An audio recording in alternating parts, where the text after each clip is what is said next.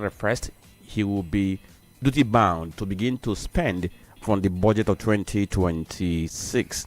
And also that same year, that same day, he signed into law the harmonized taxes and levies approved list for collection law, making Anambra State the third state in Nigeria to adopt the landmark tax reform bills, which have been championed by Mr. President Bola Ahmed Tinubu. Then talk about what happened somewhere between Lagos and Ogun State, where heavyweight boxing, okay, should I say former heavyweight boxing champion Anthony Joshua, who we know has a British and Nigerian descent. Of course, he was involved in an accident, and two of his men died in that accident, and he sustained injury. He survived with another person, and they are now in hospital receiving treatment. But that story broke like a wildfire, and before you could say Jack, it was everywhere.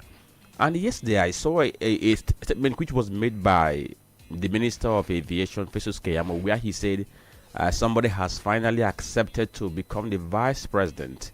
And people knew that he was referring to Mr. P2B. And then there are other developments in the polity. Of course, DHQ tells us that they are tracking terrorists who are leaving Sokoto to other places because of the U.S. strike in Tangaza area of that very state. And then the controversy about the tax reform laws. Those controversies, they are not ending anytime soon, because yesterday, Minority Caucus in the House of Reps asked the federal government to hold any implementation, and then somebody has gone to court to challenge the legality of that very gazetted law.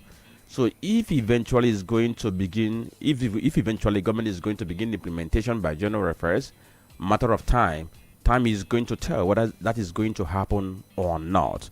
And there are other developments you might want to track. If you want to know more about all these things, just ask you to stay tuned to the Radio 104.7 FM, because we're going to read out the headlines from the various newspaper, and then take our analysis. And by the time we do that, you'll get to know more about all these developments.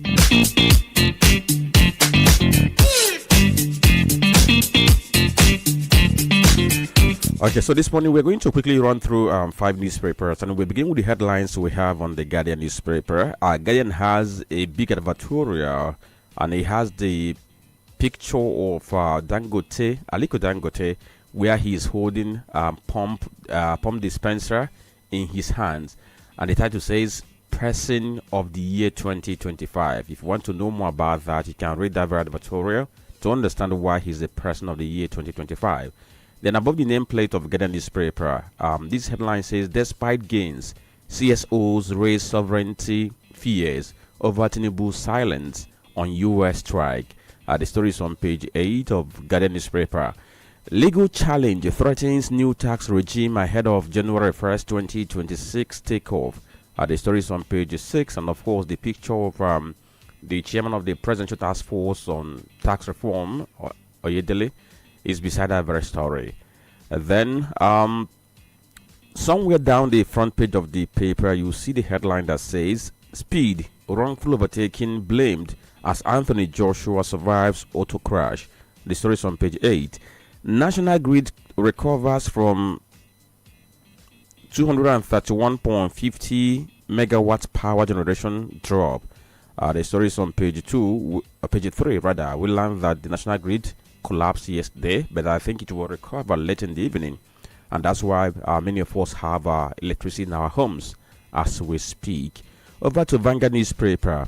PDP crisis, Wiki attacks Makinde Fubara. The story is on page 5.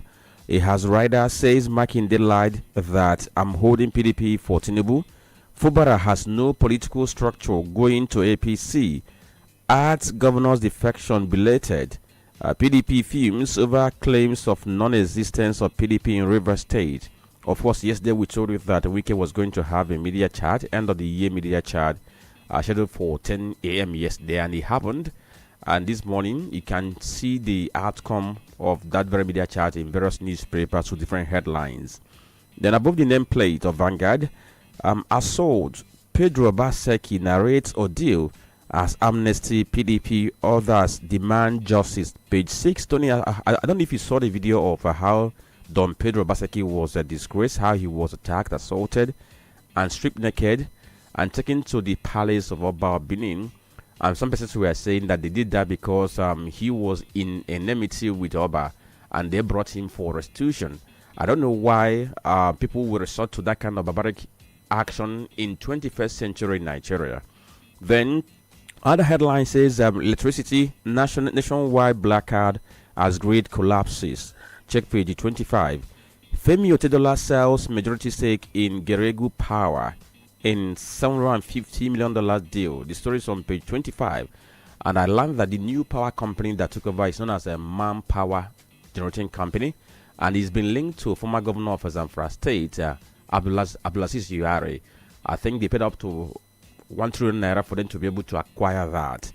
Then another story you see here says Nigeria records $4.6 billion balance of payment surplus in the third quarter of 2025. The story is on page 20. Then picture story of the crash involving Anthony Joshua it's on the front page. You see crash vehicles, ambulance, picture of Anthony Joshua and others. And the headline says horror crash. Anthony Joshua rushed to Duchess Hospital, 2 aides dead. And the story is on page 7. It has a rider. Overspeeding, wrong overtaking responsible for the crash. FRSC. 2027, I'm better prepared to lead Nigeria. P2B. The story is on page 9. Anti-terror war. After US strikes, NAF pounds Lakurawa bases in Zamfara. Check page 8. On the sports column, 2025 AFCON, Chao expresses doubt over Nwabali Onyeka for Uganda. The story is on page 32 of the sports column of Vanguard. Of course, the last stage, or rather the last matches of the group stage, they are being held. Yesterday it was Egypt, Morocco, and Mali. They cruise into the next stage of the tournament. So today we're going to see other teams facing each other to see who are going to join those who have qualified for the round of 16. Then we'll go over to this newspaper. It has the headline that says Reuters NNPC is said to sell selected oil gas assets, invite bids. We learned that the Port Harcourt refinery, which has been shut down since May, that has been producing diesel since May till November, and people were asking how, and they have explained that the reason is that before it was shut down, it was able to produce a good reasonable number of liters of diesel and stored in the tank farm. That was why they've been able to dispense diesel all this while. Then this one says Senator Yari takes control of Geregu Power as Femi Otedola exits. The story is on page 10. Road crash. Tinubu commiserates with Anthony Joshua. FRSC blames over speeding. There are writers to the story. You can check that on this day newspaper. Other headlines we have here say Wike Fubara not Rivers APC leader. He decided late. Re-election not guaranteed. The story is on the front page of this day newspaper. It has a plenty of writers on this very one.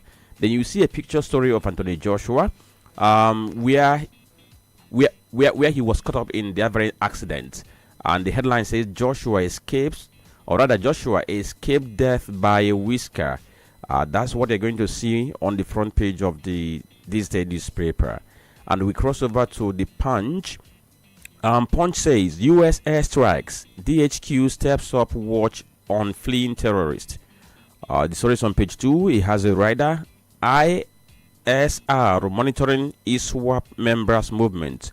Retired generals differ over U.S. troop deployment. Banditry. 8 killed in KB attack. 16 abducted in Zamfara. The story is on page 3. Restoration begins as grid collapse cuts power nationwide. The story is on page 33. Port Harcourt refineries supplies 3,150 diesel trucks. Okay, let's retake this very one. Port Harcourt refinery supplies 3,150 diesel trucks despite shutdown. The story is on page 34. Ogunman kills stepbrother over 4,000 naira debt. The story is on pages 4 and 5. PDP draws battle line as Wike attacks Makinde Fubara. Check page 19 of Punch newspaper. Above the nameplate, NNPC writes off 4 trillion naira subsidy. Other FG debt. The story is on page 33.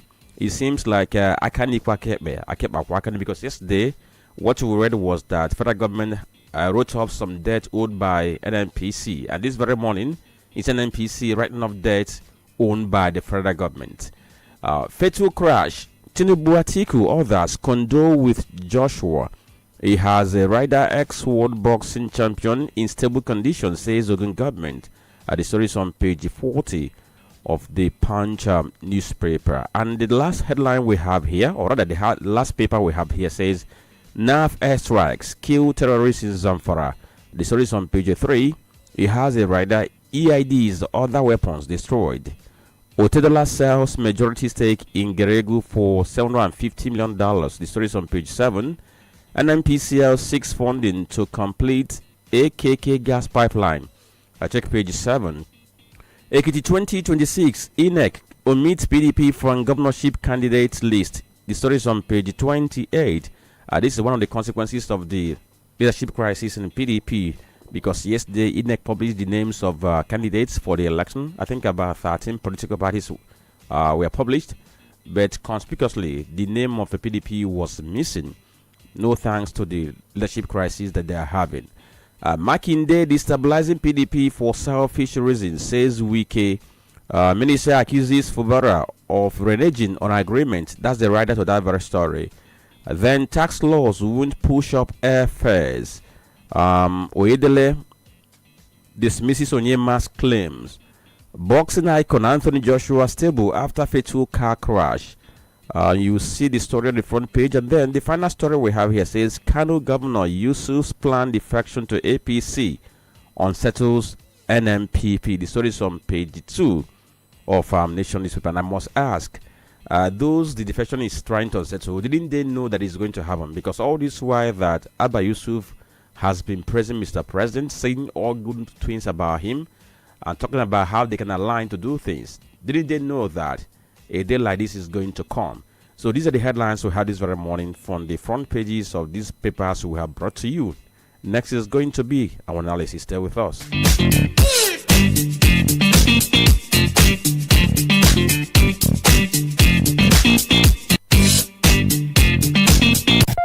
You're listening to The Polity. Get involved now.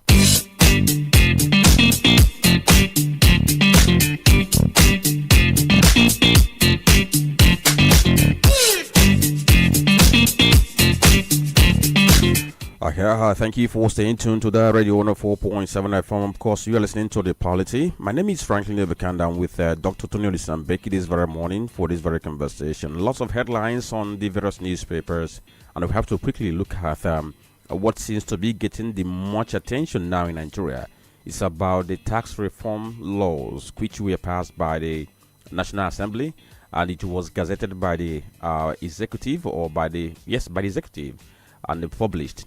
But the story has been that it was altered because a lawmaker in the House of Reps discovered that there are discrepancies in the version of the law passed by National Assembly and then the one gazette. And since then, it's been Okukono and Ngigegu. I mean, those on one side, they've been trying to defend what was gazetted, and those on the other side have been piling pressure on the government not to begin the implementation by January 1st. But amidst all these things, the government has been saying that the January 1st date for the implementation is sacrosanct.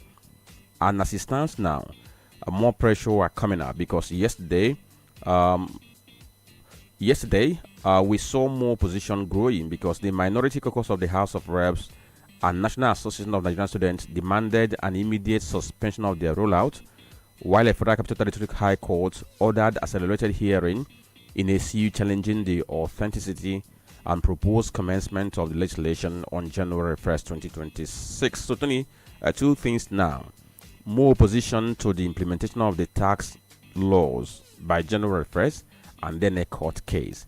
And the question is, why is government hell-bent on going ahead with implementation by January 1st when there are so much pressures and concerns coming from different quarters? And from what we know, many persons are not comfortable with the fact that there is there is a panel set up to investigate and know what actually happened. That panel has not come out with the outcome of the investigation, and government is saying we are going to go on with that very implementation. So why are we in this very situation? We are in this situation because of short corners. Some people wanted to short-circuit the process. In everything, there is a process. In everything, there is a procedure. And we have known the procedure. The laid-down procedure is one. Mr. President introduced these tax bills as an executive bills. They were legislated upon, and then it also had sweeping changes as against what we usually have. So it was a total reform. And you know one thing, people take time to align with reforms, and there are people who are not, for one thing or the other, in alignment naturally with any reforms. People want things to be the way they are, but for you to make progress, for you to make improvements, for you to make advancement, there is need for changes. There is need for what? Change. And there are needs for changes as well. So you asked why are people opposing this? I've said this, but let's look at the discrepancy. We have talked about this over time. We have discussed this. We have looked into this from time to time. And when we talk about these discrepancies, we should understand, yes, Dasuki, a member of House of Representatives from Sokoto State, pointed out to these controversies. And the core controversy is that what was published in the official gazette appears to differ from what the National Assembly says was passed through proper legislative process. And if you look at what was reported as the core areas of these discrepancies, the issue of expanded enforcement power for the Nigerian Revenue Service. Remember, there is an Establishment Act for the Nigerian Revenue Service, NRS. But then, the version gazetted was reported to have allowed the Nigerian Revenue Service to arrest tax defaulters, freeze funds without court adjudication, which represents a major expansion of executive authority. And I said, it is executive rascality to take laws into your hands without court adjudication, without court coming into it. There is no organ of government that descend on either defaulters or offenders of any law without first taking those people to court and point to these offenses they have committed, and court hearing from these people and make pronouncement. So in the expanded enforcement powers as the one gazetted against what was passed, the one passed by National Assembly did not give Nigerian Revenue Service powers to arrest tax defaulters and freeze funds without court adjudication. It gives them power to make arrests, take them to court.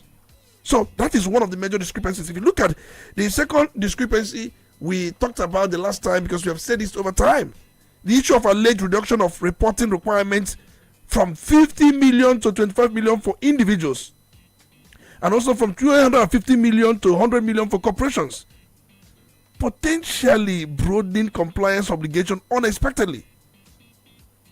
So if you also look at issue of mandatory disputed tax deposits, inclusion of 20% upfront payment of disputed tax liabilities, which was controversial and allegedly not in the version passed by lawmakers who inserted this issue of 20% upfront payment of disputed tax liabilities. So if you have issues of tax disputes, and then it's being alleged that you have to pay, let's assume, I'm making examples so that people understand this.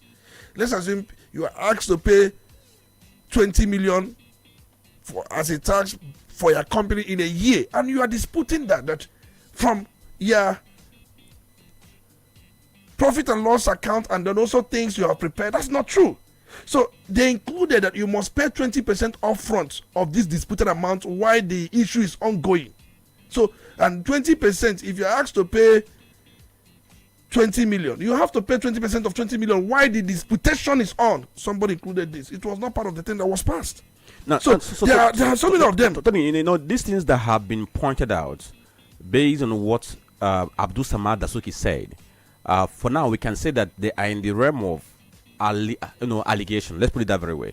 Now, if eventually the House committee that was set up, or the panel that was set up to investigate this thing, comes out to say that actually they have confirmed that what Abdul Samad and co alleged are true, then the question is, what could have prompted people to make these alterations? Is it that the government wants to defraud people in quote? Is it that the government wants to take, is it the government wants to make it easier for it to be able to take money from people without people having the chance to challenge? That is desperation of those who are pushing this tax reform. It's a pure desperation, and in Nigeria, nobody takes responsibility.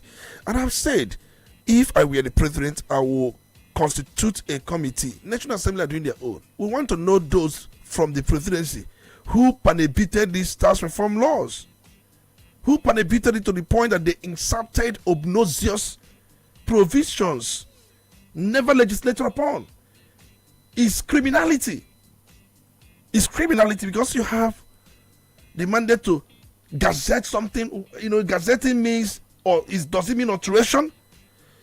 It is very absurd, and then it is quite lugubrious if you ask me. And those who did this, they are lying low. If somebody did not point this, before you know it, the Nigerian Revenue Service will be arresting people, freezing accounts without court adjudication. And I've said it many times, even EFCC has no power to freeze any accounts. No security agency has power to freeze account without court adjudication, without recourse to court. You have to make application to court, and court must really reason in your application before they issue order that the so accounts be frozen. We've had in the past where EFCC would go on and freeze accounts. They did it to some people and it was challenged. And sometimes these banks do, for one reason or the other, because of either fear of unknown, they succumb to this pressure. They have legal units, they have legal departments, they don't ask questions, they don't even want to follow process. Once they understand that these people are from security operatives, they succumb to pressure. It is wrong. We must learn to understand our laws. We must learn also to ensure that our laws are strictly followed by its dictates, not by dictate of anybody or any agency or any organization or any institution, by the dictates of the law itself. And that is what it should be. For now, we want to know those who made this alteration and for what purpose did they make this alteration, because nobody has come out to say that what Dasuki was saying is not true. Nobody has come out to make such pronouncement. So in all of this, you find out that these alterations, if you look at how broad they are, you can understand that we have seen this legislation, it had a lot of controversies. Okay. Public hearings were conducted. Okay, Tony, we have seen the minority caucus in the House of Reps led by Kingsley Chimda making a statement yesterday. What they were demanding is that for now, government should hold the implementation pending the outcome of the investigation by the panel which was set up by the House of Reps. We have also heard from Nigerian students asking that government should halt everything, and they threaten that if government goes ahead to do that, they might shut down the country. And also, so many other persons have also told this very line. The likes of Atiku Abubakar said what is needed is total overhaul, whereby the process should begin afresh. The law should go back to the National Assembly. They'll begin the process of making the law and complete it entirely. That anything outside this will amount to nullity. We have also seen persons going to court to challenge this. As it stands now, what do you think is the remedy? I think the National Assembly have said that they should regazette what was passed. And let me give you another controversy. Remember, in the previously passed tax reform by the National Assembly, individuals earning up to 50 million and above annually, we are required to make mandatory detailed income disclosures and filings. And for companies, that obligation applies mainly to those earning 250 million. That's for the original version. Now I'm going to use original version and fake version. I'm going to use that so that it will make sense, so that people can understand what we're saying. When your turnover as a business person in the original version is up to 50 million in a year, it means that you are required to make mandatory detailed income disclosure and filings. That is according to the provision of the Tax Reform Act. But you know what these people, the fake one has? The fake one reduces from 50 million to 25 million. I don't know if you understand that. The fake one, because what it means that those who earn or make 25 million in a year as total turnover, as an individual, you are not required to make these mandatory disclosures and filing. But if you make up to 50, you are required. For companies, it was 250 million. And that's for corporations. But the fake one reduces from 250 million to 100 million. So what it means that they are targeting more people. They are targeting more people. That's what the fake version of this tax act is all about. Targeting more people. People who were not required to make this mandatory tax filing, you broaden the range, so you will target more. The same with corporations. So I have asked, because I have said most of these alterations are listed. This is one of them anyway. And then the issue of defaulters being arrested and then accounts being frozen without court coming into it, and then other alterations as we have disclosed. These alterations for me, they are very grievous. Grievous in the sense that they cannot be sidelined. And you asked, what should be done? Now, we have the fake version. We have the original version. Original version has not been regazetted, because the federal government and the presidency, they have not come out to tell us that the original version has been regazetted.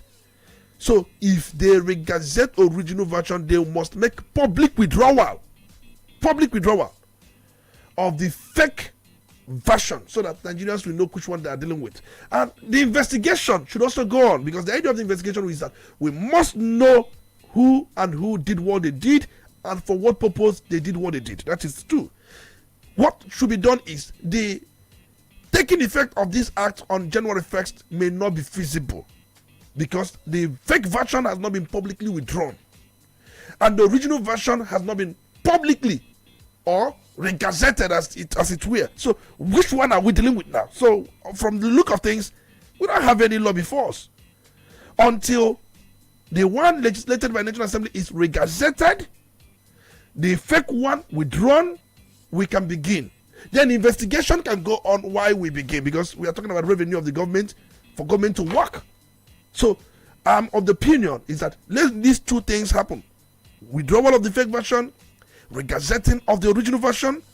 Until that is done, the process may not begin. Now, the investigation can go on while we are dealing with this. If we are going to do regazetting, and somebody decides to go to court to test the validity of that very law, would it stand before the court? Of course. Because some people are arguing that for the fact that an alteration has been made to what was passed by the National Assembly, that if we are going to remedy the situation, it means it has to begin afresh, so that the law is going to be gazetted the way it was made by the National Assembly.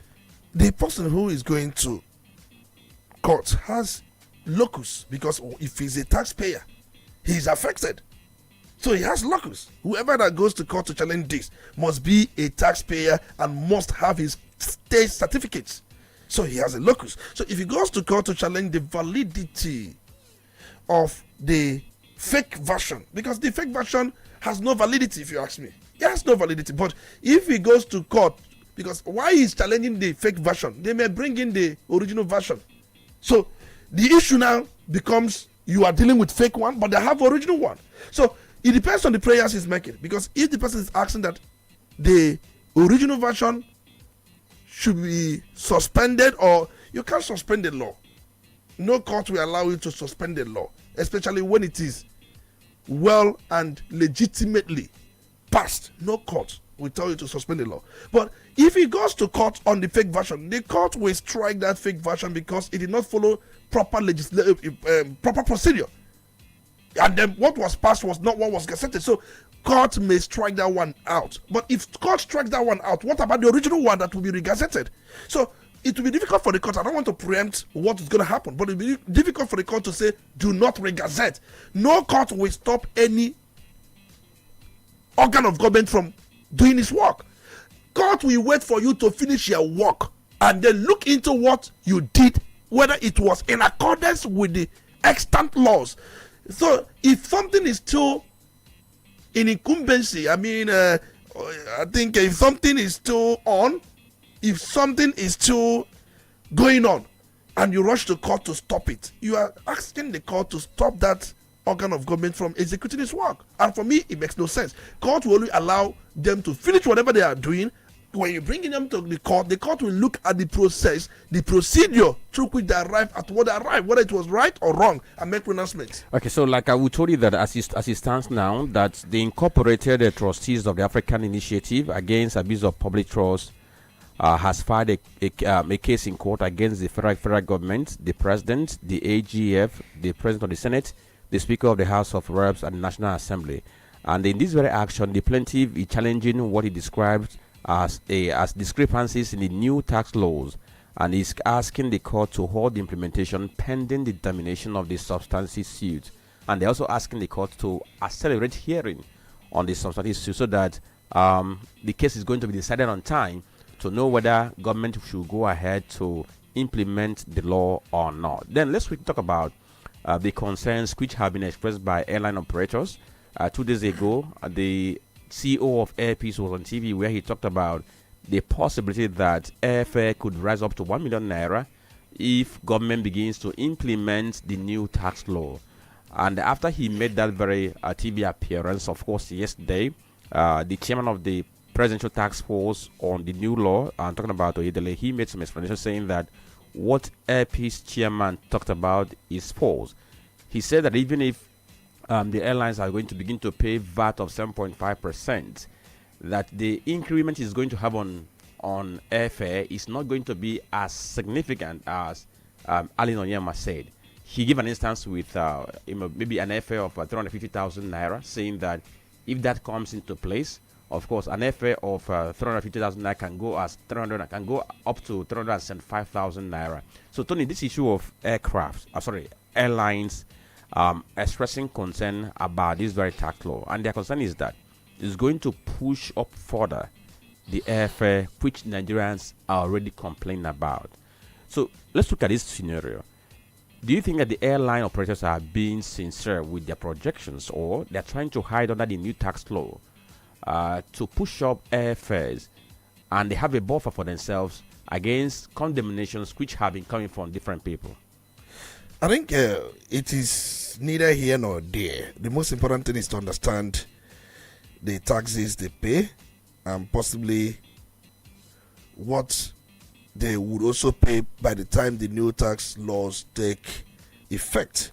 If you look at the taxes they pay, because if you look at industry analysis and official revenue figures, they pay a variety of statutory levies and revenue charges, even because we are talking about the ones they pay currently, because they pay cargo sale tax, that is 5% of cargo revenue charge on cargo. Whatever they charge anybody on cargo, that is your load. If you want to fly, you must pay 5% of that to the government. And passenger sales tax, that is whatever they charge passengers, the ticket, 5% of whatever they charge passengers goes to the government. And then charter sales, if you book charter, 5% of that goes into the coffers of government.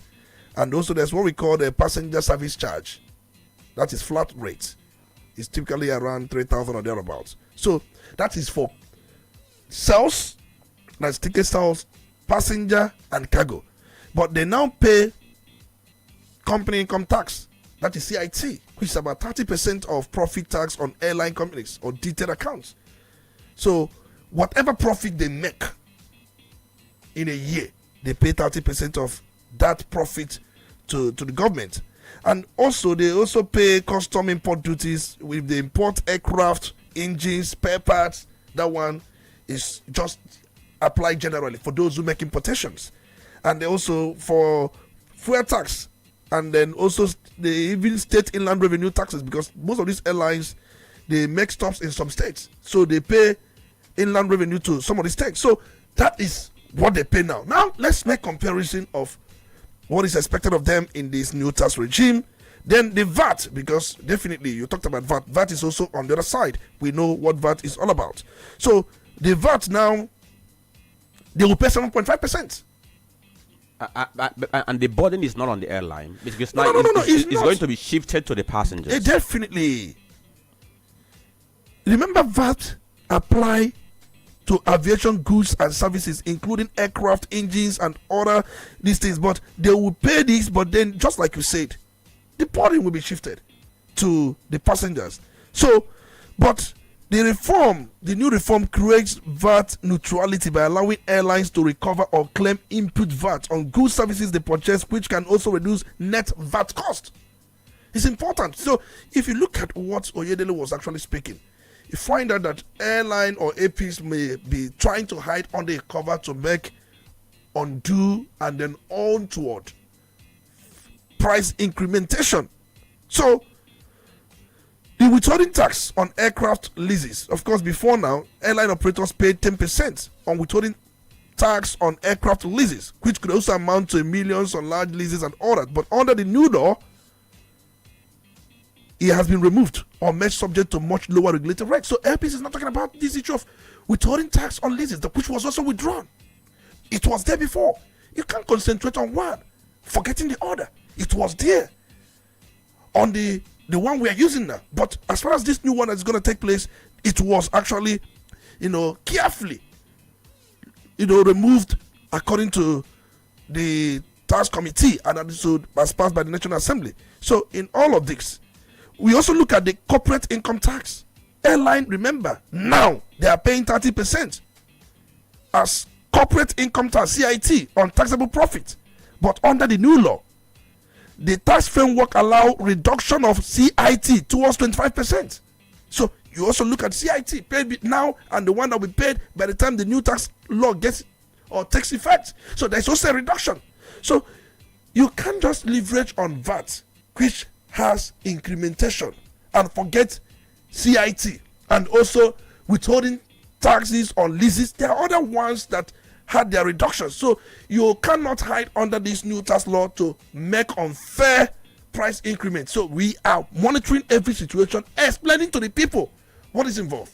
Okay, so we're going to go for commercial break now. Once we return, we look at other things, and just to drop these very stories for you, because this very morning there was a reported explosion at a hospital in Kebbi State. It happened in the early hours of this very Tuesday, and we also understand that former AGF has arrived in court for his arraignment this very morning over 8.7 billion naira fraud, which were leveled against him by the EFCC. Once we return, how about that stories? What is happening between Wike and the Mark in there? Because yesterday Wike had his end of the year media party, and he talked on a whole lot of things. Stay with us, we'll be right back.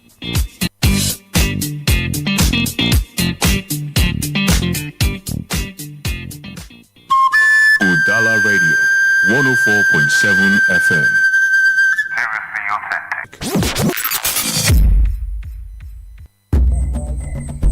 When the city sleeps, the river remembers. When the drums call, Onitsha awakens.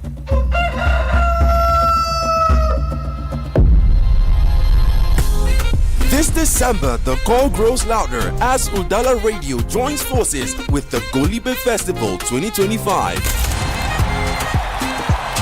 From December 2016 New Year's Day, the heartbeat of the East comes alive. Music, laughter, art, culture, and the unstoppable joy of homecoming.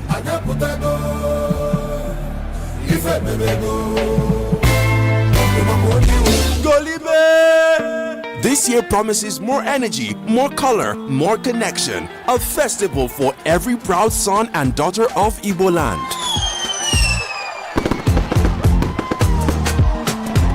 Stay tuned to Udala Radio, your front row seat to the celebration that never fades. Golibe! Golibe Festival 2025. Exclusive media support by Udala Radio. It's not just a festival, it's who we are. Onitsha, we there outside, oh. This December 30th, na madness won't happen for Easter. Straight from the hood, the voice when they fake am, Jerry. Within the shop, Kasala don't bust. It's your boss, Jarek the Hustler, and on the 30th of December, Yona Bata for the Golibe Festival. And you no go there alone, no. Dremel, Mayokun, Zorro, Berry Tiga, Aguero Banks, Ivado, Loina, Brown Joel, Rod Kelly, Dara, Dre Ice. One stage, one night, Onitsha go shake. Na Golibe Festival. For 2 by Bazu Stadium, Onitsha, on Tuesday, 30th of December, from 6 p.m. sharp. Gate fee, not just 3,000 naira only. 3,000, no excuse. If you no get ticket, no wahala. Just show up early. And if you no feel reach venue, no fear. Udala Radio 104.7 FM. Go there live on ground. We go broadcast them live. So whether you there stadium or you there for house, you go feel the vibes. Onitsha, we there outside. Golibe Festival. Supported by Udala Radio. Seriously authentic. Okay.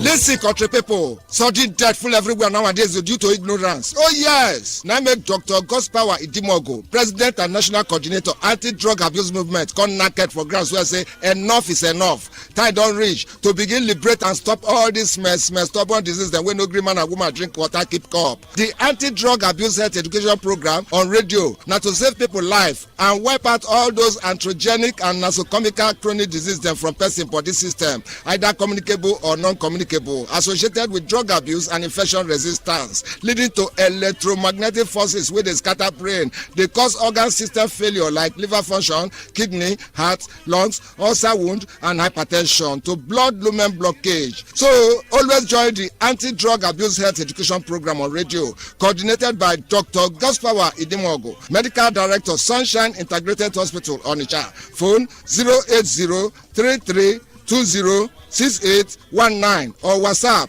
08109114333. Country people, be warned, life no get duplicate. Join Anti-Drug Abuse Health Education every Wednesday by 8:45 a.m. on Udala Radio 104.7 FM Onitsha. Merry Christmas from all of us. Udala Radio 104.7. Now hear the Christmas Day sweet pass.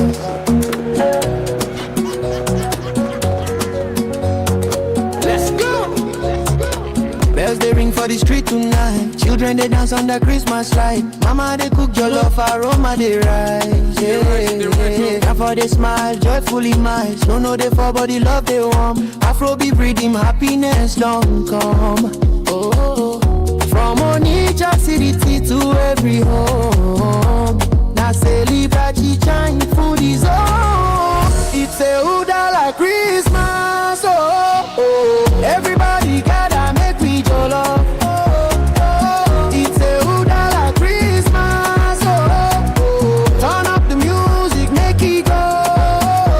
Udala Christmas day sweet for Udala Radio.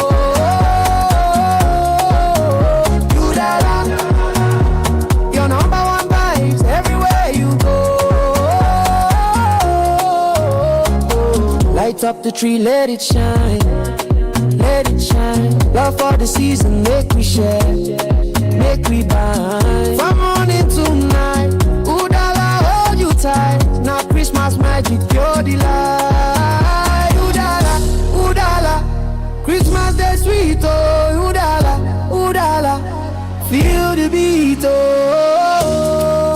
From all of us at Udala Radio. Christmas. Merry Christmas, wetalanye angole no bioto. Merry Christmas and a Happy New Year from all of us at Udala Radio 104.7 FM, the voice of the region.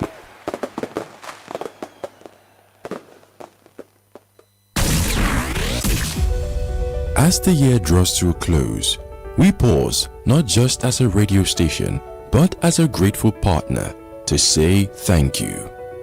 Thank you for believing in our voice. Thank you for trusting our platform. And thank you for choosing to grow with us throughout this year. From the beginning of this year to its final days, your support kept our microphones on, our programs impactful, and our community connected. Your patronage was more than business. It was confidence. It was partnership. At this moment, we sincerely appreciate Winners Global Estate, Celebrity Landlady, and Anti-Drug Organization. We say thank you to Wendy's Bread, Baboyo Herbal, Olojugu Microfinance Bank, and The Real Homes. Our gratitude also goes to Crystal Garden Estate, Fazona Real Estate, Best Aluminium, Microfinance Bank, and Choose Star and Correct Star Wire. We acknowledge the support of Astridge Assets, Waskana Solar, the Enugu Electricity Distribution Company, EEDC, Higher Ground Real Estate, Zenapex, and Christ Embassy. We also appreciate the Onitsha North Local Government and the Anambra State Government for their trust and collaboration. As we step into a new year, we do so with renewed commitment, fresh energy, and a promise to serve you even better. Thank you for an amazing year. We look forward to greater partnerships, greater impact, and greater success together in the year ahead. Because together, we are Udala. 104.7 FM. Seriously authentic.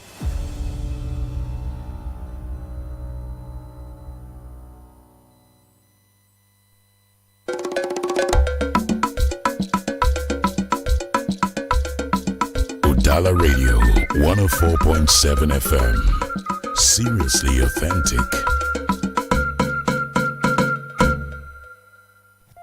You're listening to The Polity. Get involved now.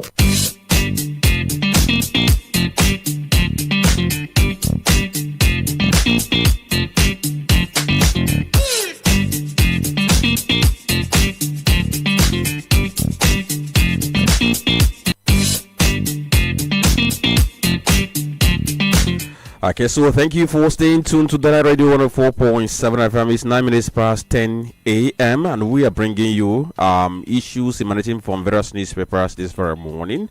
My name is Franklin Ebekanda. I'm with Dr. Tony Sambeki. All of us, we are saying compliment on the season to every one of you listening to us. And so let's continue with these stories because a lot that we have to talk about now. But before then, don't forget that we are live on our Facebook page, Udala Radio 104.7 FM. Get on that very page, drop your comment, share the video, like, and follow. We also live on our Instagram and YouTube channels at Udala Radio. So, Tony, let's go to the proper politics now. Yesterday, we talked about the planned media parley with the Minister of the FCT, end of the year media parley. And we projected that he was going to respond to all the things that had been raised against him. And yes, they did not disappoint. And he was firing that here and there. Did that touch the governor for your state, Sheyi Makinde? It also touched his godson, his political godson, Fubara, the governor of River State, who called himself 001 in APC. And yes, then Wike punctured that and also disputed what the governor for your state said about him pledging to keep PDP for Mr. President. And other things he talked about. He even talked about the race between him and the minister representing FCT, trying to remember her name, Kingibe. He said that they no longer have any issue, that they have resolved to work together and move on. Now, beginning from the outcome of that very media parley, and then what he was able to respond to, and what he wasn't able to respond to, what are you thinking based on the outcome of that media engagement and the things he said? Let's begin with the first thing. I'm going to run down some of the things Wike said for those that did not follow his media shots. Most time there are people that call that media outburst, not even media shots. That he will be the only one talking, and you don't ask him any question that is not friendly. So it's just his outburst, trying to narrate his own story in his own way without you trying to discredit what he's saying or what he's actually trying to impugn. But the truth remains that at the end of that parley, he will share brand envelope. He's a giver. There's no doubt. Take it or leave it. Wike is a giver for those who have worked closely with him. He first denied ever promising to hold down the PDP for President Tinubu. He denied that completely. He rejected those claims attributed to Sheyi Makinde that he told President Bola Tinubu he would hold the PDP down for him politically. He described the allegation as a blatant lie and said no such conversation ever occurred. He explained that his support for Tinubu has always been open and consistent and did not require a secret meeting or pledge. That's what he said. So who is now saying the truth? Wike or Makinde? Makinde had accused Wike of promising President Bola Tinubu to hold the PDP down for him politically. Wike said such discussion, such conversation never happened. That he has been open with his support for President Bola Tinubu. He doesn't need to make any pledge or further, secret meeting. But we are going to judge this, Franklin. Judging by what is on ground. Is he holding PDP down or not? The answer is he is holding PDP down. So whether there was such conversation or not, whether it was promised to President Bola Tinubu or not, what we see on ground is that he's holding PDP. And there was one argument he raised. He said, why didn't Sheyi Makinde raise it as an issue? Why is he raising that now? Definitely. Remember I said it, that Sheyi Makinde coming up with these issues is purely political. Because he was once one with Wike. Because of political differences, now trying to paint the other one black and remain white. Both of them are black. So whatever he accuses Wike, he once did it, but probably for one thing or the other, he could not continue with them. So they started together. But then he also said that his visit to President Tinubu was framed as support for leadership, not party control. Because he went on to state that his interaction with Tinubu was intended to show support for the president's leadership and reassure him of continued backing not to manipulate or control the PDP. And he said his political stance on Tinubu is public and does not need any of these things. So we have said that. Then he claimed Makinde was displeased due to a ministerial nominee snub. And remember I said it that day. But Wike re-echoed it yesterday, saying that why Makinde pulled out from the whole thing, because now Makinde supported Tinubu election. As a PDP governor, that Makinde supported Tinubu's election. Was that not an anti-party activity? If that be the case, you supported Tinubu's election against Atiku Abubakar, who was a candidate of your party. Now, you are now crying wolf. And then Wike was saying that why he shifted his support now. He would have supported Tinubu again for his re-election, having supported him in the first round. But why he has decided not to support Tinubu again? Not because of anything, because of ministerial slop. He brought someone. And Mr. President did not. But somehow, Mr. President has rewarded everybody that supported him, directly or indirectly. Why didn't he also reward Makinde? He supported their election. And it was right for him to make a request for a ministerial nominee. But he brought one, you snubbed him and gave it to Adelabu. And he told you Adelabu in your state has no such capacity as you thought. But you now ask him to go on and show capacity when you snubbed him without giving him ministerial slots. So for Makinde, it was a slap. After my support for your election in 2023 general election, you did not even give me a ministerial slot. So Wike is saying that is the genesis of his anger with Mr. President. And then Wike also suggested that he could attract defections if he chooses to leave PDP. That's what he suggested. He said so, that he could attract defections. Because if you look at what he said that if he decided to defect to the APC, many PDP leaders across various states would follow his lead. That if he eventually today goes to APC, the people that non-PDP stalwarts, non-PDP leaders that will follow him in that defection will be massive, that people will not even expect that number. That many of them have been speaking to him in private, coming to his house. In fact, for him, he is the political leader in the entire South geopolitical zone. That's what Wike is trying to affirm himself. But he said that, but he's a PDP member. But then he said he's still in PDP. But he also said, that one he did not say it in media chat. Yesterday he was at Emuha local government area, and somewhere there was another local government. But then he visited yesterday. He sung, so his dance style. He said that in River State there is no more PDP, APC. What we have in River State now is PDAPC. That they have all collapsed to work for Tinubu.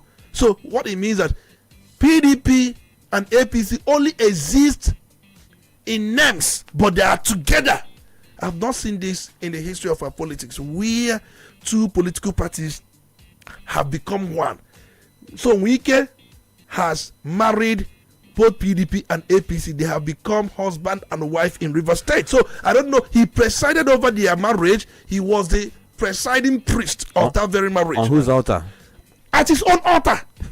He has altar. Wike, on his own altar, presided over the marriage between APC and PDP in River State and declared them husband and wife, and declared them that they are now one and together. That's Wike for you. I said, forget them. They have all collapsed to work for President Bola Ahmed Tinubu. Now, before we get to what he said about Fubara, do you think that Wike has assumed a status of being bigger than life, or has given himself that? Because look at what he said about Makinde. He said Makinde had contested elections severally without winning until they brought him to him and he gave instruction and he won election. And according to him, Makinde went for money, he went for power, and he controls power. He said when Makinde was saying that, let me tell you the genesis of what you said now. Makinde said that in 1997 to 1998, he made $1 million through contracts. He didn't tell us whether it was a profit or the contract what. He didn't tell us that, but he had $1 million contract in his pocket. That's the way he put it. And also he went further to say that Wike at that time was a local government chairman. So you can imagine the worth of $1 million at that time. So it is far bigger than local government. Now Wike said, you went for $1 million contract. He went for power, and he had the power, and he got the power. I think there is one of these comedians that usually say, I have the power. I don't know the comedian anyway. He usually there's this song about him that says, I have the power. But Wike was echoing the same yesterday. Did he say comedian? He's a comedian now. Is he a comedian? He's a comedian. Not a pastor. No, he's a comedian, an entertainer. He's a comedian and entertainer. No, I am not calling anybody's name, but you know the person I'm talking about. So Wike was saying yesterday that he had the power. That you had $1 million, and power for him is far more bigger than your $1 million. And he got the power. So today, the same you that got $1 million came back to him asking for ingredients for power. With your $1 million, you contested for Senate in 2007 under AMPP. According to Wike, you lost. So is Wike a cat of nine lives? I don't know. The man is more like cash me if you can. He has challenged everybody to cash him if you can. Showore did one or two things, trying to expose him, trying to tell Nigerians about his properties in the United States of America, as the one he bought for the wife, bought for the kids and all that. And then Wike said, you know what? My in-law is rich. These are properties my in-law bought for the wife that he had no hand, and challenged Showore to tell him the account where that money was paid into for the property to be bought. Showore couldn't do that. And then when he was asked, Wike, you became so stupendously rich. We don't know you for any trade. You are a lawyer. You have no business. How did you become this rich? You know what he said? He said his father was so rich, and his father had companies. So you can't question how he becomes rich. That his father had companies, was so rich. That was the explanation he gave. That's what he said. And nobody has bothered to investigate if truly Wike's father had such money he was actually talking about, and then even list the companies that he had. If his father had that very money, does that translate to his wealth? He was trying to say that he was never a poor boy. He was never a poor boy as a student, that he was raised into an affluent home, a home that is so affluent. So let's quickly talk about what he said about Fubara. From what he said yesterday, do you have any sense of a reimagined rift between Fubara and Wike? Definitely, it's brilliant. Not just reimagine. You are not. He's already there. In fact, one of Chei Makinde, he said, Chei, you won governor. I gave you the structure. You won governor, Chei. He said it. Chei, you won governor in 2019. I gave you the structure. In 2015, you came. I gave it to Tesla and Falorin. So I don't know when Wike started giving structure, PDP structure, to politicians. But let's come back to the one you asked now, whether the issue of if they have power. Look at Fubara yesterday. In one of the local governments, it was yesterday. He will give them not a chorus. He will give them, what do you call it, if you acquire a member, that is what you call lead. He will give them key or lead and ask them to give him the stanza. If you're following Fubara, if you're following Tinubu, there is no corner. That was what they were singing yesterday. There is no corner. That if you're following Fubara, if you're following Tinubu, if you're supporting Tinubu, there is straight way. And he said he's 001. Tinubu said you are not 001. You're not even up to 005. That's Wike. So that's Wike responded to him. And Wike said, you came so late.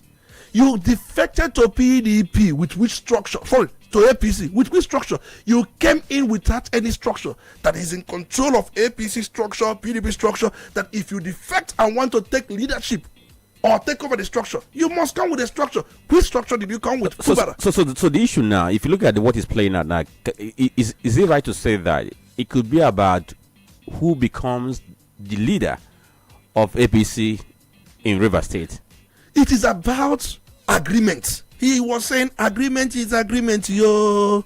Agreement is agreement, yo. It don't reach when you have to settle me. Agreement is the agreement is. So is it that Fubara has reneged on the agreement? He said, Fubara, the agreement is that you're not going for second term. He has consistently said it.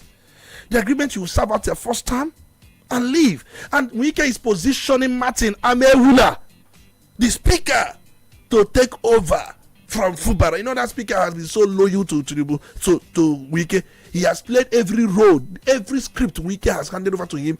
That Martin Ahewule has played it. Remember the members of River State House of Assembly, they bought Wike a car. They bought Wike, I don't know, I think Toyota Camry 2020. I think 2025. 2025. They put a car together and said, we are saying thank you, Oga, for guiding us. Many of them have not gone outside the country. Wike took them on expensive vacation trip. Many of them spent 2 weeks in luxury hotels across different continents. In fact, they have been to where they have never been before. They move into Aso Rock and come back costing Wike. So they bought a car from Wike. And if you look at Chibudon Wuche, the former speaker of House of Representatives, I saw him dancing with Wike. They were doing wrestling dancing. So Wike seems to have conquered so many political stakeholders in River State. Many of them have aligned with him. Many of them that would want one thing or the other from President Bola Ahmed Tinubu, they do get that through Wike. So his closeness to the president made many leaders who were formerly not in alignment with him to keep aligning with him. And he shares land. Many of them have land. So if you're his enemy, he revokes your land and call it anything he wants. That you have not paid the rental levy, you have not paid this, Wike can revoke your lands. And he can also allocate your lands. When he was asked, why do you take lands and give to your friends? Why do you allocate lands to your friends? He said, so you want me to allocate it to my enemies? That was the answer he gave. That he cannot possibly allocate lands, FCT lands, to his enemies. That he will do so for his friends, but not for his enemies. So when he was also asked, why are you taking your sons? Everywhere you go, in even key FCT board meeting, everything, your two sons follow you. He said, what? Okay, you want me to take the sons of my enemy? Why would I take? Are they not my sons? So he has excuse for whatever office abuse, because for me he has been committing different abuses, and then he look at the answers he gives. Would I give it to my enemy? Why wouldn't I give it to my son? What prevents me from giving? So that is wicked for you. That's the person we are talking about. So he has sealed that PDP and APC structure. Fubara for me is on the mercy of President Bola Ahmed Tinubu. He has run to Mr. President, please protect me. And both of them, they are struggling. Not just leadership, because Fubara knows that Wike controls everything. The issue is whether he will go for the next term. And Wike is reminding him that agreement is agreement. Okay, so we're going to go for commercial break now before we open the phone lines. By the way, PDP reacted to that very media chat yesterday and called Wike recurrent troublemaker. That's the way they described him yesterday. But if that is going to make him change, it's a matter of time. Stay with us, we'll be right back.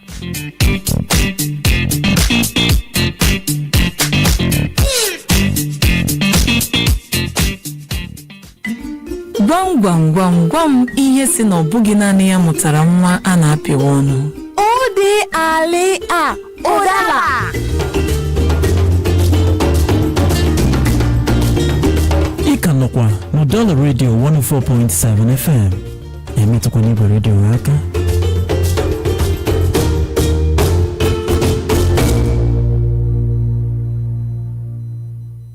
Quality bread, Wendy's bread.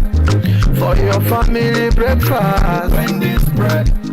Opa chichane dozialo, Wendy's bread. Mama papa they like Wendy's bread. Chichane nyanduo, Wendy's bread. Even children they like Wendy's bread. Oh, Wendy's bread. And in town, Wendy's bread. You get it better tasty, we go sweet your belly. Wendy's bread. Wendy's your bachichoma. Wendy's bread, Wendy's bread, tasty bread. You can contact us on our official address, 2nd Business Park, Enugu Road, GRA, beside EPS, Onitsha, Anambra State. We also have another branch at St. Michael Plaza at Tandy Road. Also contact us on 070-1149-1571. Wendy's bread, your tasty bread. Wendy's bread.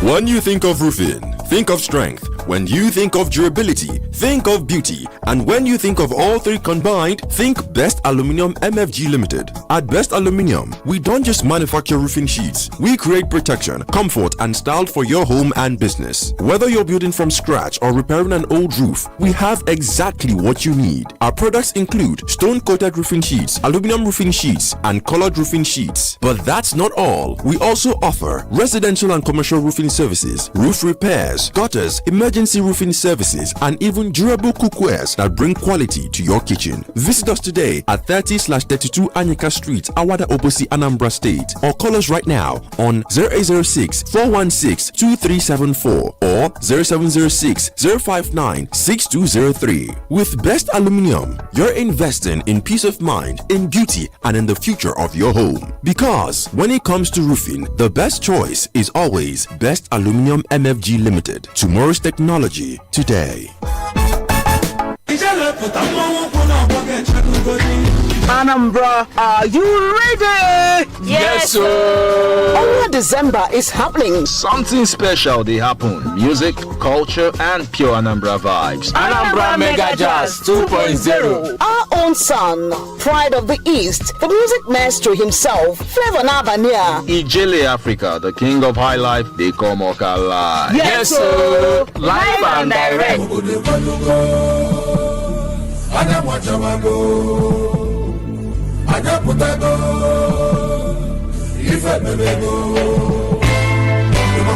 It's Anambra Mega Jazz 2.0, and Flavor is set to light up the stage with sweet music and unforgettable vibes. Venue, the Solution Fund City, Oka. Date, Tuesday, 30th December 2025. Yes, so live and direct. And it doesn't stop there. Top-notch support musicians on the block will be on ground to turn up the heat and keep the vibe alive. Stage go hot with Slow Dogs, Sparkle T, Speed Darlington, Cola Boy, Aguero Banks. Apete. On table we have DJ K AY and DJ Jerry. We go they spin am back to back. Energy control, leave am for Slim Shady and Ozugos. Then go hold the mic, hold the crowd, hold the night. Good music, good vibes. One Anambra. Now Anambra State government, they do this one. Oh.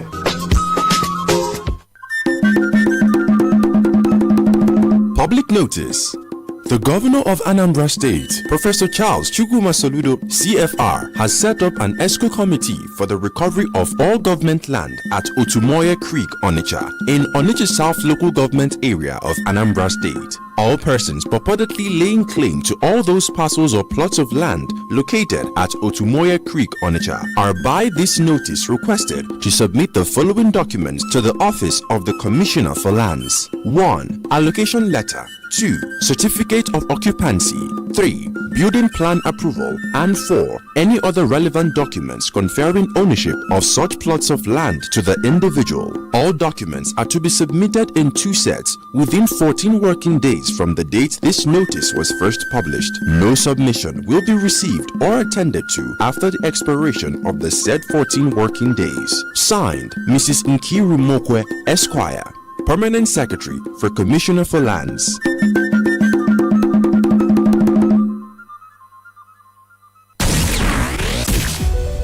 As the year draws to a close, we pause not just as a radio station, but as a grateful partner to say thank you.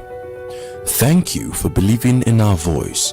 Thank you for trusting our platform. And thank you for choosing to grow with us throughout this year. From the beginning of this year to its final days, your support kept our microphones on, our programs impactful, and our community connected. Your patronage was more than business. It was confidence. It was partnership. At this moment, we sincerely appreciate Winners Global Estate, Celebrity Landlady, and Anti-Drug Organization. We say thank you to Wendy's Bread, Baboyo Herbal, Olojugu Microfinance Bank, and The Real Homes. Our gratitude also goes to Crystal Garden Estate, Fazona Real Estate, Best Aluminium, Microfinance Bank, and Choose Star and Correct Star Wire. We acknowledge the support of Aswage Assets, Waskana Solar, the Enugu Electricity Distribution Company, EEDC, Higher Ground Real Estate, Zenapex, and Christ Embassy. We also appreciate the Onitsha North Local Government and the Anambra State Government for their trust and collaboration. As we step into a new year, we do so with renewed commitment, fresh energy, and a promise to serve you even better. Thank you for an amazing year. We look forward to greater partnerships, greater impact, and greater success together in the year ahead. Because together, we are Udala. 104.7 FM. Seriously authentic.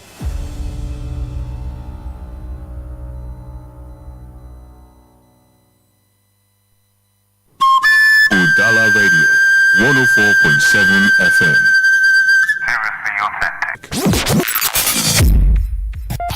You're listening to The Polity. Get involved now. Of course, you're listening to The Polity on the radio 104.7 FM. It's 10:35 a.m. My name is Franklin Ebeka, and I'm with Dr. Tony Disambeki. We are bringing you analysis on the issues captured by various newspapers. Before we open the phone line, just to let you know that today, being the 30th of December, is the last day of the Udala Christmas raffle. And of course, the raffle draw is going to happen live for stage tonight. And I must say that you can tune in live on that radio for you to hear everything, the way it's going to go down. So for you, if you haven't bought your ticket, you have the last chance for you to get your ticket at the Golibe Festival Ground before 4 p.m. You can as well come here at Udala radio station, get your ticket, and get ready. And make sure that whatever you want to do, you must do that before 4 p.m. because ticket sales is going to end by 4 p.m. So find your way to the radio tent at that very Golibe Festival Ground. Okay. If you get there, you see our team. We are all dressed in our t-shirt, and we're going to direct you on what to do. Okay. And the one thing you have to know is that only winners were there physically present for that very ground. and then go win. Or what am I saying? You're supposed to be there live so that by the time you are called as the winner, you could just carry your full chest, carry your hand, carry your legs, go carry the prize where you don't win. All right. So Golibe Festival is still day hot because tonight you get plenty activities where they ground, and of course, to crown it all, Jerick go bust the stage live. If you know Jerick, he began here in Onitsha, Yokata, Obwe. Okay, so you go day ground, so you have to come here tonight and enjoy yourself. Just know that entry is just 3,000 naira. Olule go jeta shawama. Ino reach go shawama. So 3,000 naira, that's the gate fee. You just have your access to go and enjoy the concert that's going to happen tonight. So you have no excuse not to be there. And I must say that no dull moment. So come out tonight and feel the vibe. Watch the raffle draw live, and who knows, you might be the winner. You might be the person who's going to go home with the biggest prize for the day. So get involved and do what you're supposed to do for you to benefit maximally from this very raffle draw happening today. Okay, so we're going to go to the phone lines now to take your reactions on the issues we have raised. Of course, there are some other stories you might want to raise. Of course, AJ was involved in road accident and 2 persons died on the spot, but he survived it. And from what we gathered, he's now recuperating in hospital. And guess what?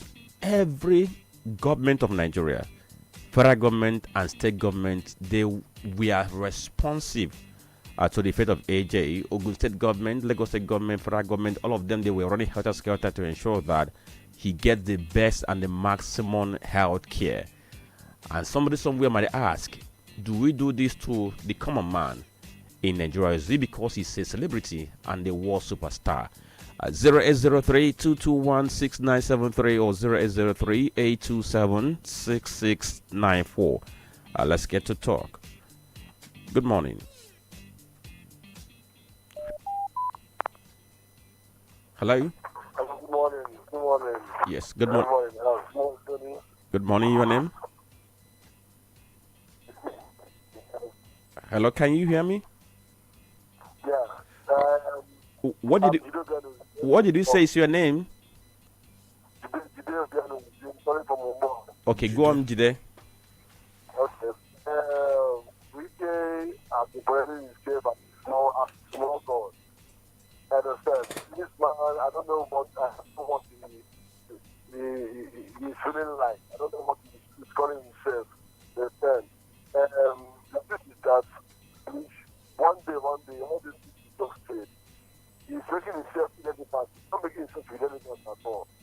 Fuvara will come out victorious in this destination. That's what I'm trying to no matter what he does, no matter what he's doing, no matter the way he's fronting American, based on his political safety. He will not still succeed.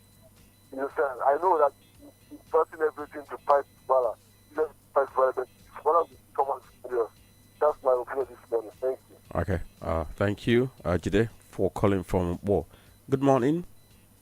Good morning, Michael. Okay, sorry. Hold on. It's not Michael. My name is Franklin. Sorry, my dear. All right. Go on, sir. Franklin. Go on, sir. This is Honorable Benz, the Mayor Okulolo Chendo. No more than a cow than no. Can I go on? Yes, you can go on, sir. Yes. Honorable Zambeki, you made a very big point. But let me say what I want to say about this weekend. I don't know why Wike is so bragging and he's like an emperor as far as Liver State is concerned. And I don't know what is giving him the impetus for talking anyhow. Because I can see that he's talking anyhow. And I don't know the reason why he still bragging. I thought he was suspended in PDP by the other camp. I thought he was suspended, or have the suspension deleted, or his camp leaving. I don't know. But what I'm trying to say is, even him working for APC government, he's an anti-party. And I don't know how they still living in that PDP and they still championing their PDP in that state. Udala, his own has finished. I've said it before. He did not make headway after all the bragging he did. now he kneel down and beg and he's only finished. So, but I want to tell Nigerians to wake up from their slumber, and this type of politicians, you don't need them. Then, in that tax law, I want to tell you, the presidency don't know what is happening about that. Why? What is withholding from saying something or setting a committee that will look into that matter? Every time, the things that they bring for us, things that will make the life more hard for us. We don't need this type of thing at this hard time in Nigeria. So let's watch and see. All right. See everything will go up after 1st January. I think so. Thank you and God bless. Okay, thank you. Somebody might want to ask if PDP can be extricated to whatever is happening to them, because Wike said, and he challenged PDP to dispute that they were the ones that asked him to take appointment in the government of Mr. President. So can PDP extricate itself from this very problem? Hello, good morning. Hello, good morning. Yes, good morning. Your name? Yeah, my name is Casey calling from Asaba. Go on, Mr. Casey. Yeah, I'm a commercial driver and I do listen to your program, but today I was opportune to call in because I'm not behind the wheel. Okay, that's great. Your program. My take, where I want to comment is about these discrepancies in this tax reform law. My own grudge is this. After investigation, who will bear the brunt? That is, who will be arrested or eventually sent to court or held responsible for these discrepancies? Because after this, it is not enough investigating, but bringing them to book. Because this is equally what happens in the budget. After padding, you see them walking free along on the roads with escorts. Nobody hears anything. Or nobody is being arrested. Nobody is being brought to book. So my main concern is after this, the person, anybody that has a hand in this discrepancy should be brought to book so that others will learn lessons. And secondly, to the issue of Wike, well, whenever they talk about Wike, I remember Abacha, that thinks that all power on earth and not in heaven belong to him. But after everything, he was brought down to his knees. So, Anna said, Ofonya dear Silol, Ofonya Wiki Brosol, but Oha, Omari Chanwea. So let him go on. But I know that one day he will hit the rocks. Thank you and God bless Udala. Okay, thank you for joining us today. We appreciate your input. Good morning. A wonderful morning to you, Franklin. Yes, good morning. A pleasant morning to you, my honorable speaker, Chief Dr. Becky. You're welcome. It's good to have you. Senior advocate of the people. I'm Honorable Austin, reaching from Novi. You're welcome. Go on, Austin. Yeah, I don't want to comment on the issue of Wike and married together with the tax alteration. Now, Wike has shown that he's the Messiah and that of Emperor of Nigeria. And let me tell you the danger aspect of whatever Wike is doing. You might use a tooth to fight your enemy, and at the same time, that tooth will be used to fight against yourself. Now, Wike portends danger even in the administration of Bola Ahmed Tinubu. Yes, they might be thinking that it's Ururu today. Tomorrow, it might be used against them. It might be used against their government. That is kind of person Wike is. He doesn't have a one-way traffic. He can fight you today and at the same time fight himself. Having said that, issue of tax reform bill that have been uttered in Nigeria, we see eventually everything we do. We see the opposite part of it. Remember, it was in this country we heard about Arimodu Sharif and that of the others who thought about budget padding. Now we have tax reform padding. Why is it that we are having always in everything we do the padding part of it? It's because we have people who are not holistic in doing things. Like my speaker likely said, if you want us to call a spade, you could call a spade by its name. You don't just try to put a law and fight at the same time trying to put a clause that will favor you alone. Let that law that was being gazetted by the National Assembly be what was going to be exposed to Nigerians. Rather, you turn it the other way around in order to suit yourself. Let me tell Nigerians and the presidency what will come after if they refuse to do the right thing. Because it's going to call people to come on the street. Because you can't do things to hamper the safety and the life of people and they put their hands at him. Let me stand by so that I can comment. Thank you so much. Okay, thank you for joining. Good morning. Good morning. Yes, thank you for coming on board. Yeah, my name is John. I'm calling from Onitsha. Go on, Mr. John. Yeah, concerning the issue of weekend. In fact, I'm going to tell you further that the weekend is the problem of this country. Weekend destroyed PDP to gain the favor of Mohammed Tinubu. So weekend is the problem of this country. Let Weekend stop all this mess that he is doing. It's not good. Let him stop to destroy the party. And again, some of the judges that are in high places, we can build them houses in the not to get the favor from them. So weekend is the problem of this country. Let him stop all this mess. Thank you so much. Okay, thank you. So let's see if we can accommodate one more call before we head straight to our Facebook page to acknowledge some of the reactions, or not some, all the reactions we have there already. Good morning. Good morning, my speaker, Tony Becky. You're welcome. Good morning, Franklin and System. Good morning. This is the voice of Honorable Mrs. Okoye from our Ancient Kingdom. Okay, go on. My speaker, let me say this. If I were Tinubu, I would choose Udala more than Weekend.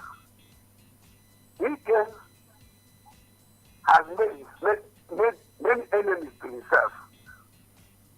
Coming to River State now, if he put Weekend and other person for voting, let people choose their choice.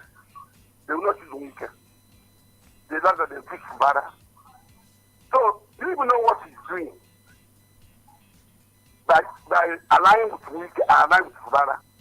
Fubara will give him voters from River State. See what he is doing.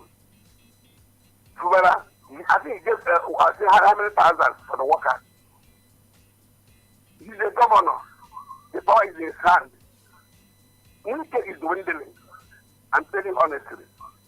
In party, in power, there are times that you go down. There are times that you rise up.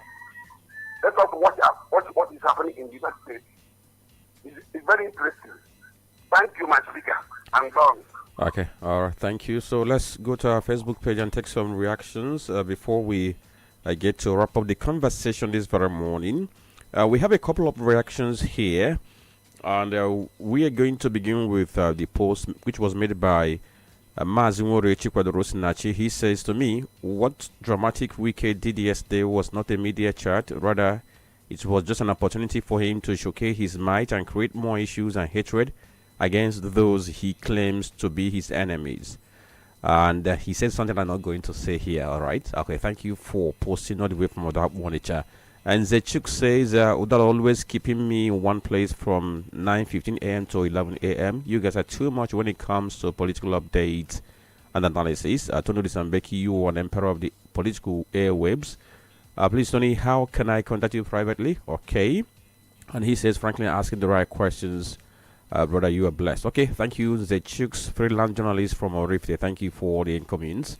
Ugochukwu Frank says, this is very alarming. The country already lacks a robust healthcare system, and an explosion, and an explosion incident is being recorded at a general hospital. Thankfully, no casualties were recorded, but this cannot be allowed to be the norm. Else, more doctors will leave the country in droves.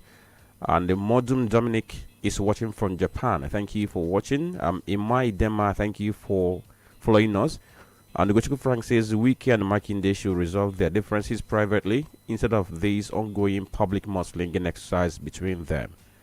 And okay, thank you every one of you for all the kind words you have dropped. We quite appreciate all of it. So Tony, let's briefly talk about what happened to Anthony Joshua. From what we have seen, we saw how government of Nigeria reacted. Federal government, state government, two state governments. We are very, so let's say they reacted decisively to ensure that Anthony Joshua gets the best of medical services. Unfortunately, two of his aides died. People who helped him in fitness training, they died in that accident. And from what we gathered, that the SUV that we are traveling in hit a stationary vehicle, and that was how the accident happened. So, Tony, a lot to talk about. One is how government reacted in this very incident, and secondly is people are asking questions. Why do we always leave maybe broken down vehicles on the road, or people use the roadside as a parking space? And in most cases, we have seen how it has contributed to loss of lives. It's a very sad development. Anthony Joshua, he is a world figure. In fact, Nigeria was on different news channels, tabloids, leaflets around the world on this issue of Anthony Joshua.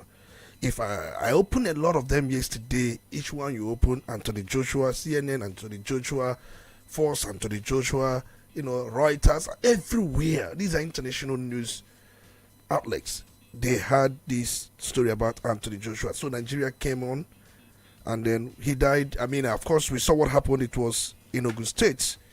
He was en route to Shagamu. He has his ancestry in Shagamu. Former British heavyweight champion. But you asked, why do we usually leave broken down vehicles on the road? It's a problem in this country. If you go to different roads, you will see broken, rickety vehicles that have been there for quite long. What we've seen also situations where Federal Road Safety Corps, they have taken time to take off these vehicles, and then even the traffic department or different police divisional headquarters, they have taken time to take off these things from the road. But I think it was a case of high speed. It was a case of high speed. And possibly the driver of the vehicle never noticed that the truck was standing still. Because when you hear stationary vehicle, it was standing, it was not moving. It was parked. Maybe it could be that the truck was faulty or has any kind of mechanical fault. So they left it, they abandoned it there. But Anthony Joshua, in that SUV, they were coming with a very high speed. And possibly the driver, for one thing or the other, lost control and then crashed at that stationary truck.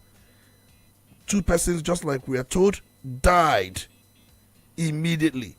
So Joshua, by the mercy of God, sustained little injuries. In fact, I saw some group of people who were there. They were speaking Yoruba to him because he speaks Yoruba fluently. He's from Ogun State, from Shagamu. That's where Anthony Joshua is from. So he usually returns home.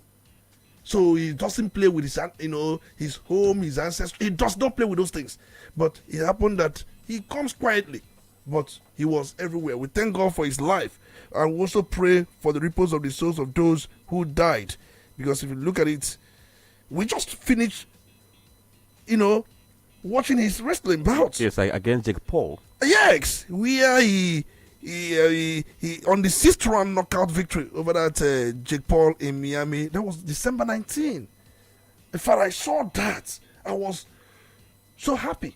Just December 19, you knocked down Jake Paul on the 6th round, but December 29 accident somewhere in Ogun State. So, my dear, if you look at those who died, Sena Gami and Kevin Latif Ayodele. In fact, the other one is still a Yoruba guy, but they all live outside the country. These were his close friends, an integral member of his team. They were traveling with him on that Lagos-Ibadan expressway. The Lexus crashed into that stationary truck. May their souls rest in peace. Okay, okay. Even you see, this life is so fickle, but all the same, okay. I will pray that the souls of those who died, rest in peace.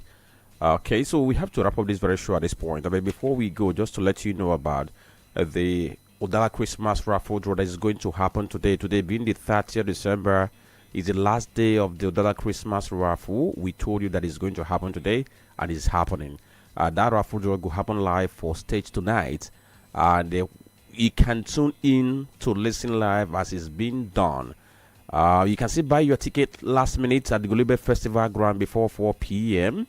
So once you get to that very ground, find our tent. You will see our team wearing our Udala T-shirt. You can get your ticket there before 4 p.m. just for 1,000 naira. You stand a chance of winning big prizes. And I must let you know that even if you are not there physically, okay, this is just a revision.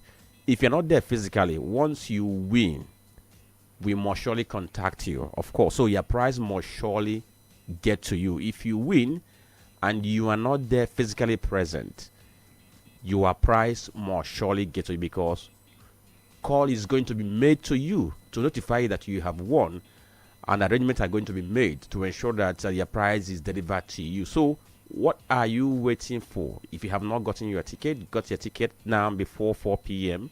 so that you can be part of this. Don't forget that tonight Jerry go boss the stage at Global Festival. So make your way to Chubi Bazi Stadium and follow, enjoy the concert. It's just for 3,000. Like I said initially, at 3,000, I'm not sure if you can buy shawarma these days, but with 3,000, you can just go and have fun of your life. Laugh out loud. You don't know what laughter does to health. Just get out there this night, feel the night, feel the vibe, watch the raffle draw, and know who gets to win. Who is that very person who is going to carry better prize, go house this very festivity. So, Tony, we have to leave at this point in time. And we thank every one of you for joining us all this while you've been with us, getting to the end of 2025. And we are hopeful that all of us are going to jump over to 2026. From all of us, thank you for listening. My name is Frank Nebeka. Good morning.